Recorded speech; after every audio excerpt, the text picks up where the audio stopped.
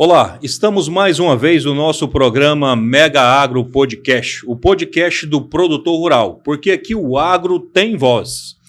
E quero aqui pedir a cada um de vocês que curta nosso canal, nossa página, se inscreva em nossa página e sejam dos nossos seguidores. E como eu falei, o agro aqui tem voz. E a voz dessa vez é o nosso convidado, uma pessoa de extrema competência, uma pessoa que vestiu a camisa do agro, abraçou o agro, é uma voz que o agro tem. E o agro respeita essa voz. E a voz dessa vez, se apresente, meu nobre. Boa noite a todos, boa noite, Martins. É uma satisfação bater uma prosa aqui com vocês. Satisfação é minha. Deputado estadual Amaury Ribeiro. Isso. Esse é o nome. Uma pessoa que tem uma voz e um respeito no agro. Parabéns, meu amigo. Você conseguiu o que poucos tentam e não conseguem, ter o respeito pelo agro. Parabéns pela sua história, sua trajetória e essa luta incessante em defender a causa do agro. E você é um convidado mega agro. Obrigado, Martins. Fico feliz pelas pessoas me verem como um representante legítimo do agro e eu trouxe isso até na minha forma de vestir. Eu trouxe para dentro da Assembleia a botina, o chapéu, fiz questão, briguei muito para poder usar esse chapéu na Assembleia Legislativa, porque é a marca do agro. Então, fico feliz pelo respeito que eu obtive, não só pelo agro, mas também em todos ao meu entorno. Concordo. Vamos lá, deputado, vou fazer umas perguntas para você aqui, para que possa, quem não te conhece, que é difícil, mas te conhecer melhor. E um bate-papo entre amigos, um bate-papo mega agro. Deputado, vamos lá, a sua linha de atuação mais no gado de leite, né, a produção de leite. Martins, quando eu era moleque, até os meus 20 anos, eu fiz de tudo na minha vida. Eu trabalhava numa fazenda, eu era peão de fazenda. Tenho orgulho de dizer isso. Eu estive agora no Parque Agropecuário de Goiânia, na Festa dos Muladeiros, e ali é um vídeo que volta na minha cabeça, porque eu, durante muitos anos, eu trabalhei ali. Eu viajava com gado de exposição, então ali era a minha casa. Eu dormia ali junto com o gado naqueles pavilhões. Então volta um filme. Eu me lembro que no ano passado eu fui na exposição e tinha um pessoal lavando o gado. De manhãzinha eu cheguei lá, o pessoal estava lavando o gado e o pessoal me conheceu. E aí vieram conversar comigo, eu falei para eles, há alguns anos atrás, o meu serviço era esse que vocês estão fazendo aí. Eu estava aqui de madrugada, levantava 3, 4 horas da manhã para lavar gado. E aí depois eu saí dessa fazenda, fui trabalhar também em fazenda de produção de leite, eu tirava leite, e quando eu tive a minha independência e consegui comprar um pedacinho de terra, eu fui produzir leite. Então eu sei o sofrimento do produtor rural, eu conheço bem de perto, a fundo. Eu costumo falar que as minhas maiores bandeiras que eu defendo, eu tenho poder de defesa porque eu vivi dentro delas, eu vivo dentro delas. Então essa é a diferença desses peãozinhos abelha, como se diz, né? Que às vezes querem defender alguma bandeira do agro, mas não vivenciaram essa bandeira. Eu não, eu vivo dentro dela. Então por isso eu acredito que as pessoas me veem como legítimo representante. Eu costumo dizer que eu trouxe para dentro da política o que eu sou. Eu não levei a política para a minha vida, eu levei para a política o que eu sou. E eu fico feliz das pessoas gostarem de mim, sem eu ter que fazer tipo, sem eu ter que fingir ser uma pessoa que eu não sou. Eu sou isso aqui e as pessoas gostam da minha realidade. Certo. Então, na verdade, você pegou o agro que existe em você e levou para dentro da política. Exatamente isso. Interessante, é isso mesmo. Então, na verdade, você era da lida. Leite, mexia com leite. Levantava 2, 3 horas da manhã para tirar leite, debaixo de chuva de madrugada, de tarde debaixo do sol. Não tinha essa mordomia que nós temos hoje, que ainda não é bom, né? Tirar leite é difícil, mas não tinha ordenha, era na mão, não tinha curral tampado, não tinha curral cimentado, era na lama, era na chuva, era no sol. Não era uma vida fácil, mas eu tenho saudade dessa época. Se você me perguntar o que você tem saudade hoje do seu passado, Eu fui prefeito, fui vereador, fui comerciante na minha cidade por muitos anos, mas eu tenho saudade daquela vida em que eu era um peão tirador de leite, quando eu dormia no pavilhão aqui da pecuária, que hoje nem pode mais, né? Hoje tem uma frescuraiada danada que não pode, na época nós não tinha essa frescura, mas eu tenho saudade dessa época, muita saudade. Certo, certo. E a região que você trabalhou, desenvolveu, que você foi criado, é a região de Piracanjuba, é isso? Meu pai era gerente de fazenda, meu pai trabalhava em fazenda. Então, nós moramos na região de Nerópolis, morei por muitos anos na região de Nerópolis, trabalhando numa fazenda do dono da Óticas Mota, do seu Mota, até faleceu há pouco tempo atrás, fazenda âncora. Depois nós fomos trabalhar em Trindade, município, acho que de Santa Bárbara, entre Trindade e Santa Bárbara, onde eu tirava leite. Depois nós fomos para Piracanjuba, onde eu comecei a trabalhar com gado de exposição, com Antenor Nogueira. Depois eu fui trabalhar com o Dr. Júlio Bernardes. Quem é desse mundo conhece tanto o Dr. Antenor como o Júlio Bernardes. E fiquei em Piracanjuba. Foi quando eu fui para Piracanjuba. Meu pai trabalhou durante 8 anos numa fazenda. Meu pai saiu da fazenda, voltou para Trindade e eu continuei trabalhando ali em fazendas na região de Piracanjuba. Então, certo. Trabalhei também em São Carlos, em São Paulo, como inseminador. Aí eu fiz aí eu subi um degrauzinho. Aí eu aprendi a inseminar, virei inseminador e aí fui trabalhar numa fazenda em São Carlos, São Paulo. Então eu já rodei o trecho, eu sou peão do trecho. Conhece na prática mesmo. Conheço na prática. Tá certo. Eu tive um convidado aqui, ele até falou, Amaury, ele falou assim que a profissão mais respeitada que ele concorda e tem um respeito grande é o produtor de leite.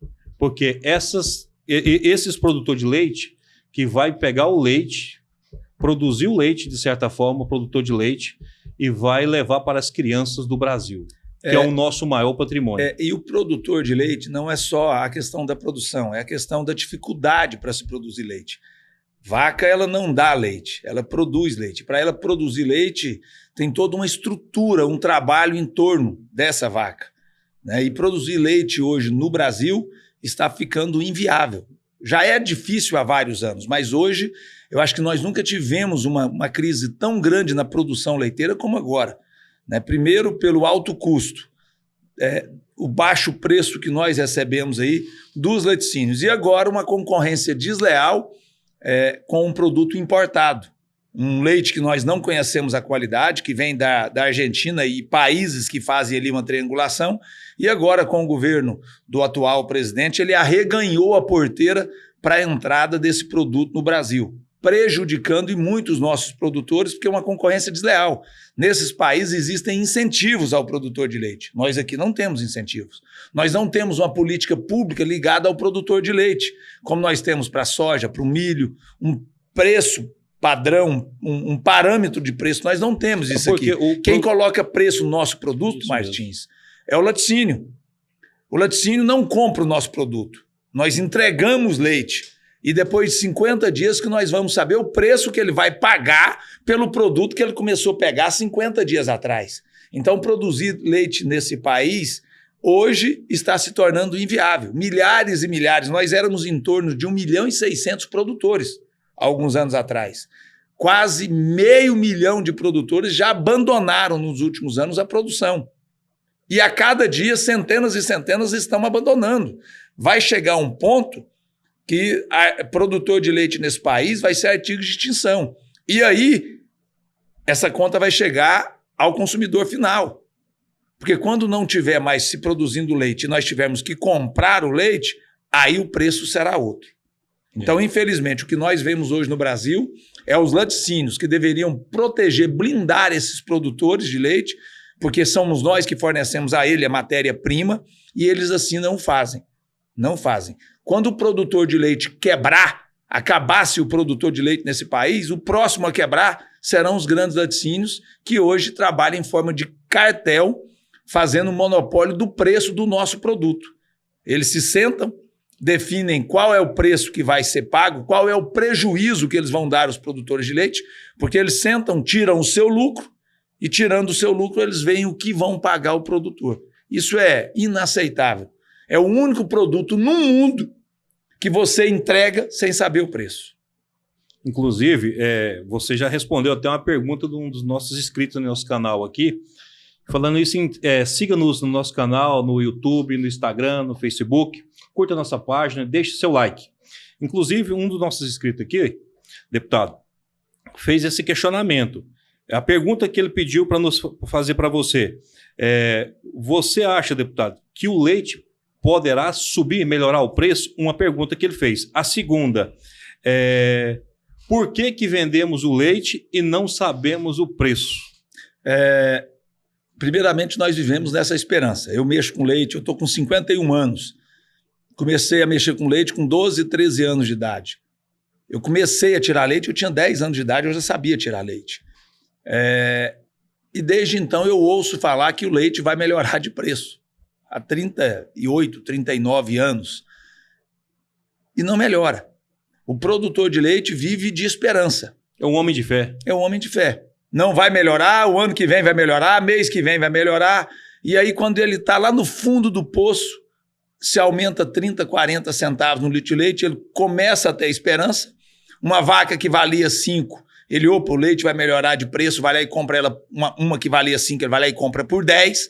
O preço se mantém estável por 2, 3 meses e depois desce para o buraco. E aí o produtor tem uma vaca que ele pagou 10, que não vale 5.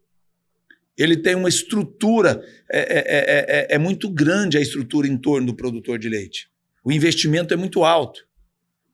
Vamos pôr aí um produtor de leite que produz leite em 5 alqueires de terra. Hoje a média no alqueire de terra é 300 mil. Então só de terra ele tem 1,5 milhão.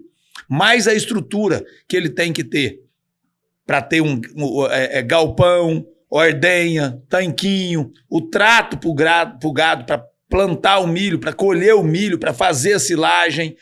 Ele tem que ter o gado, que é um investimento alto hoje. Uma vaca de leite hoje está em torno de 6, 7, 8, 10, 12, dependendo da vaca que você vai comprar.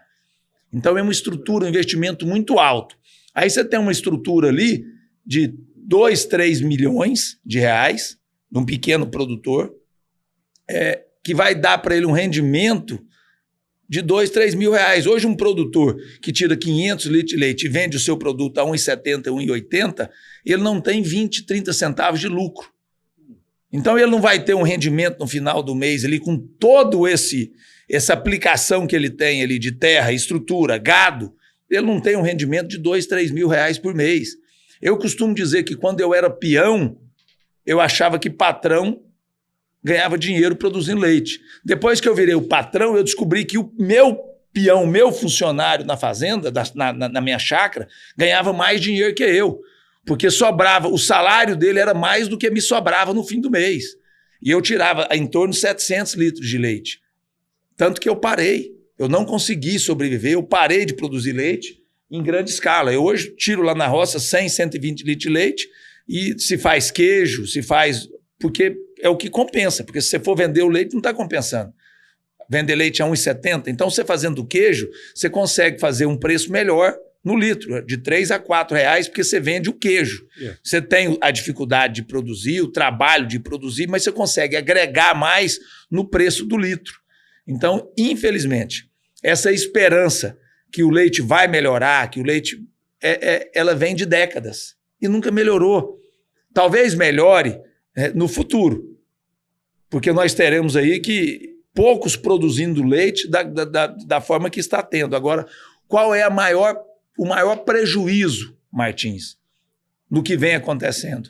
As pessoas, pequenas propriedades, a minha propriedade é 6 alqueires. Eu produzia 700 litros de leite. Eu ainda produzo lá 120 litros de leite, mas não dá para se produzir outra coisa dentro da pequena propriedade. Entendo. Então, a maioria das pessoas que sobrevivem do leite na pequena propriedade, quando pararem de tirar o leite, eles vão sobreviver de quê? Eles vão vão arrendar essa pequena propriedade e vão para a zona urbana, gerar mais desemprego. Então, hoje, o que mantém o pequeno produtor na zona rural é o leite. Porque nessa pequena propriedade, ou ele sobrevive de leite ou de horta. E pouquíssimas pessoas nessas pequenas propriedades trabalham com hortaliça. É o leite a sua maior fonte. E aí, quando essas pessoas pararem e estão parando, vão ficar poucos. E aí vai faltar o produto. Aí é a lei da oferta e da procura. E aí talvez esse produto, no futuro, pode ter valor. Mas aí isso vai gerar, lá na ponta, lá na prateleira, um aumento absurdo. E aí quem importar esse leite vai estar importando para um país que não tem autossuficiência e aí vai vender caro. Isso. Vai vender caro. Então, nós temos que ter uma atenção, porque o produto leite nesse país tem uma razão social. Ele gera, dentro do agro, é o que mais gera emprego. É o produto leite. É o produto leite. Além de nós gerarmos empregos em empresas de ordenhas, de tanquinhos, fábricas de rações. Então, nós geramos, em média, 5 milhões de empregos nesse país. Direto e indireto. Direto e indireto. E parece que as pessoas ainda, as pessoas que nos representam, o governo federal, que deveria trazer uma política pública ao produtor de leite, ainda não viu isso, não deslumbrou isso. Então, eu fico preocupado, porque com essas desistências aí que nós tivemos aí nos últimos anos, de quase 500 mil de produtor que parou de produzir leite, infelizmente eu não sei qual é o futuro aí das pequenas propriedades. Compreendo e entendo essa situação e é real. Deputado, continuando aqui nas perguntas, essa questão é um ano desafiador para o agronegócio como um todo. Questão do El Niño, essa chuva muito no local, o sol muito excessivo em certas partes, acabou afetando o produtor de leite. Porque, na verdade, ele fazia o trato, dependia do trato para tratar os animais, então, com essa safra que ele ia produzir para fazer o silo, para manter lá o trato dos animais, teve esse impacto. Ok, você falou que a perspectiva do valor do leite de subir é muito relativa. Pode ser que sim, mas num futuro mais não tão presente pela realidade que a gente vive. Mas eu te pergunto, deputado, dentro desse contexto, o agro em si, como o produtor de leite, inclusive até qual é o maior desafio do produtor de leite ou agronegócio hoje, nível Brasil? Sobreviver. Assim como o produtor de leite, o produtor de carne também hoje não está feliz. Nós tivemos agora nos últimos dias um aumento no preço do gado de corte, mas um aumento substancial, ao meu modo de ver, não foi. A soja não está bem. O milho, com essa questão do El Niño, não está bem. Então, hoje, no agro, nós não vemos algo que possa salvar o produtor. Porque quando o leite estava ruim e o cara talvez tinha um gado ali para trabalhar também com a questão do confinamento, salvava, repunha. Isso. Quando o cara é do corte, mas também mexe com a soja, e muito gente que produz planta. Um compensava o outro. Um compensava. O agro, o gado de corte não estava bom, mas a soja estava bom. Agora não está. Então, o leite não está bom para quem produz, para quem vende.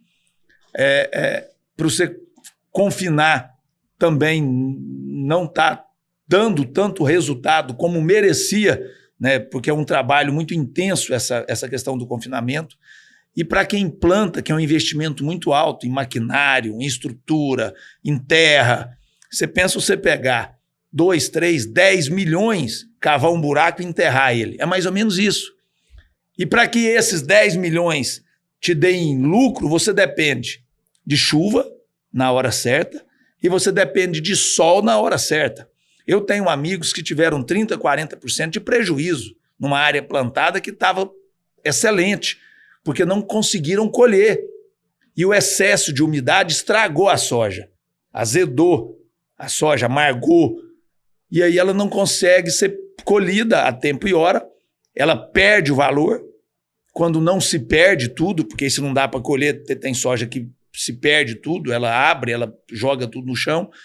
Então, muita gente teve prejuízo. Então, as pessoas que dizem, não, mas o agro é fácil, é só ir lá e plantar. Não, você depende de estrutura, você depende de chuva na hora certa, de sol na hora certa, então você tem que torcer para muito. Você torce hoje para chover e daqui 10 dias você torce para fazer sol, né? Então é toda uma situação. Então não é fácil tá dentro do agro. O agro segurou esse país agora nessa questão da pandemia. Quem manteve esse país de pé, quem foi o alicerce desse país foi o agro, né? O nosso PIB se manteve estável pelo agro. Então tem toda uma situação aí que as pessoas às vezes não sabem. Mas hoje nós estamos numa situação muito complicada. O agro vem sendo taxado como criminoso por esse governo que não me representa, que não representa 99 dos produtores rurais desse país, tanto que nós estamos vendo aí ele abrindo a porteira para a importação do leite, mandando dinheiro para a Argentina, R$1 bilhão para ajudar o produtor de leite argentino. Mas pera lá, e o produtor de leite brasileiro que está sendo sacrificado? E o pior de tudo, Martins, voltando ao assunto leite, o produtor de leite, quando vê que está tomando prejuízo, não dá para ele ir lá abrir a porteira e soltar a vaca de leite. Não dá para ele fazer isso. A vaca de leite, se você soltar ela agora no período da seca, ela vai morrer de fome. Se você soltar ela no período da seca com bezerro, ou que seja qualquer época, esse bezerro ele vai dar diarreia e vai morrer. A vaca vai dar mastite. Então não dá. Então você está tendo prejuízo e você tem que continuar tratando daquela vaca, tirando o leite mesmo com prejuízo. Porque se o leite está ruim, não tem comprador para aquela vaca de leite. Ninguém vai te comprar aquela vaca de leite. Então, mesmo no prejuízo, você tem que continuar mantendo a produção. Tem que ter fé. Tem que ter fé. Então, hoje, os nossos produtores rurais estão vivendo nessa fé. São guerreiros. São guerreiros. Deputado, vamos lá. Diarreia travou, hein? Diarreia travou. Mas agora saiu. Deputado, uma pergunta aqui de um dos nossos inscritos aqui no nosso canal. O Brasil é o país do carnaval ou o país do agro? Para os vagabundos, para os sem vergonha, é país do carnaval. Agora, para quem gosta de trabalhar, é o país do trabalho e ninguém nesse país trabalha como produtor rural. Então é o país do agro. É o país que alimenta grande parte, não dessa nação, mas do mundo. Do mundo. De cada 3 pratos de arroz, de comida, 1 sai do Brasil. Certo. Mais uma vez, você já tinha até respondido, mas é uma das perguntas que a gente usa sempre aqui no nosso bate-papo aqui, Mega Agro. E uma pergunta Mega Agro para o nosso convidado Megra. Saudade. O que saudade representa para você? Meu passado. Representa uma vida sofrida, mas as minhas raízes, da onde eu vim. E eu tenho, como eu disse aqui, eu tenho muita saudade daquela época que eu era um peão de roça. Se você me perguntar daqui 20 anos, eu tenho certeza que se alguém me perguntar o que você tem saudade, eu não vou ter saudade de quando eu fui prefeito da minha cidade, agora que sou deputado, de quando eu fui empresário. Eu vou ter saudade daquele peãozinho que sofria muito na roça, mas por algum motivo era diferente. Era diferente. Eu tenho muita saudade dessa época, tanto que eu já cansei de ir nas fazendas em que eu trabalhei. Até pouco tempo atrás eu fui numa fazenda, eu lembro que eu sentei em cima da cerca e lá era muita gente que trabalhava, nós éramos uns 40 peões mexendo com gado. Eu lembro que eu me sentei na cerca e parece que voltou um filme daquilo tudo, daquele movimento, daquela loucura que era na fazenda. Assim como quando eu vou no parque de exposição, eu vou nos pavilhões e lembro de trás dos coxos do gado ali onde eu dormia, que era onde eu dormia ali. Eu lembro que amanhecia tudo sujo de ração, que gato comendo e jogando ração. Eu tenho saudade disso. Então, saudade representa uma parte muito sofrida da minha vida, mas uma parte que eu fui muito feliz. E te cresceu como ser humano. E me fez crescer como ser humano. Não que eu não seja feliz, mas é um tipo de felicidade diferente. Família. O que família representa para você? Amaury. É minha base. Tudo que eu sou hoje, aonde eu cheguei hoje, eu só consegui chegar porque eu tive uma base que é a minha família. Deus. o que Deus representa para você? Tudo. Tudo. Quando eu estive lá embaixo, quem me suspendeu foi Deus. Foi Ele que me deu a mão. Então é tudo. Deputado, vamos lá. Estou gostando desse bate-papo, viu? Parabéns pela sua postura, a forma que você conduz. Deputado... Eu vou te dar um exemplo que é Deus na minha vida. Só algumas coisas que aconteceram na minha vida. Quando eu fui candidato a prefeito na minha cidade, eu fui um candidato numa chapa puro sangue. Eu não tinha um candidato a vereador na minha chapa. Eu não tinha um partido me apoiando. Eu era um peãozinho de roça contra os bambambãs da minha cidade. Formaram uma chapa lá imbatível. E eu enfrentei essa chapa. E quando buscaram nas pesquisas, eu acredito que eu estava na frente, eles tentaram me derrubar de todas as formas possíveis. Tudo que você pensar de difamação, eu sofri. E eu me lembro de soltar panfleto falando mal de mim na rua. Panfleto. E aí eu me lembro que as pessoas que trabalhavam do nosso grupo, que era tudo voluntário, falavam, ó, Mauri, agora acabou. Agora eles estão falando isso e vai colar e vai pegar. Eu me lembro que eu falava assim, Deus não me colocou aqui para isso. Eu não cheguei. Deus não vai deixar isso acontecer. E não acontecia. Eu virei prefeito, tinha mês que faltava 5 dias para pagar a folha e eu ganhei uma Bíblia. No meu primeiro dia de mandato, quando eu virei prefeito, um amigo meu me deu uma Bíblia que ficava aberta em cima da minha mesa. E aí eu me lembro que o meu secretário de finanças falava, ó, esse mês nós não damos conta de pagar a folha. E era tudo o que eles queriam, que eu não desse conta de pagar a folha dentro do mês para me bater. E aí eu falava, vai dar certo. Eu falava, não dá, não tem. Aí eu batia a mão na Bíblia e falava assim, ó, deixa eu falar para vocês, Deus não me colocou nessa cadeira para mim ser envergonhado. Vai dar certo. Faltava um dia para me pagar a folha, o meu secretário de finanças chegava lá no gabinete rindo, assina aqui. Eu falei, o que é isso? Um ITBI. O cara acabou de comprar uma fazenda aqui, o ITBI dela vai dar 800 mil reais, é o dinheiro que faltava para nós pagar a folha. Nunca atrasei durante 4 anos, um dia, a folha da minha prefeitura e nunca, em nenhum mês, foi fácil. Eu só conseguia pagar a folha no último dia que eu conseguia. E sempre com essa fala, Deus não me colocou aqui para me envergonhar. Então eu nunca tive tão certo da presença de Deus na minha vida como nessa época.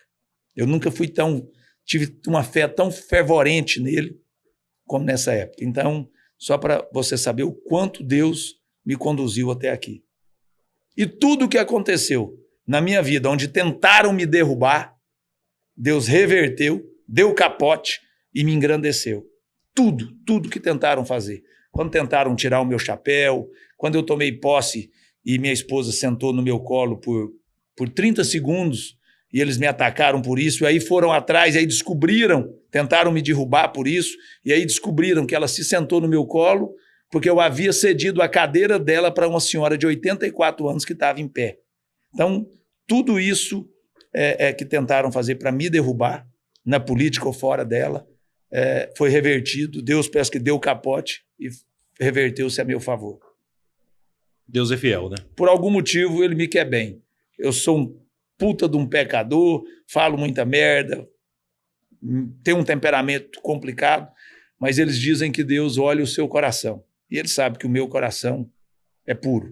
Costumo dizer, deputado, Deus ama todo mundo, salva, cura, liberta, mas Deus puxa o saco de alguns. Pode ter certeza. E o meu ele puxa muito.